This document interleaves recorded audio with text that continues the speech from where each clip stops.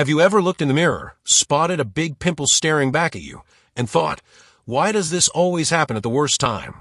Whether you call them pimples, zits, or breakouts, they can feel frustrating, even embarrassing.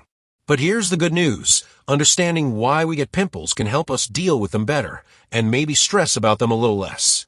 So, what's really going on under the skin? Each tiny hair on your face grows out of a follicle, and attached to that follicle is an oil gland. These oil glands produce something called sebum, which keeps your skin and hair healthy and moisturized. Normally, it's a smooth process.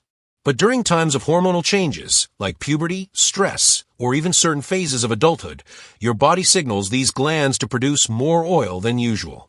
Now, here's the tricky part. Along with oil, your skin is constantly shedding dead skin cells. If those dead cells don't clear out properly, they can block the pore. And when extra oil gets trapped inside, it creates the perfect little home for bacteria. That's when your body's defense system jumps in. Immune cells rush to the spot to fight the bacteria, and the result is redness, swelling, and a pimple. And let's address the temptation we've all felt, popping it. It might feel satisfying in a moment, but squeezing often pushes bacteria deeper, making things worse, and sometimes leaving scars behind. The smarter choice: let the pimple run its course, and give your skin the gentle care it needs. So next time a breakout shows up uninvited, remember, it's not just your skin misbehaving, it's your body doing its job. And that's something you don't need to hide from. Stay one step ahead of your health.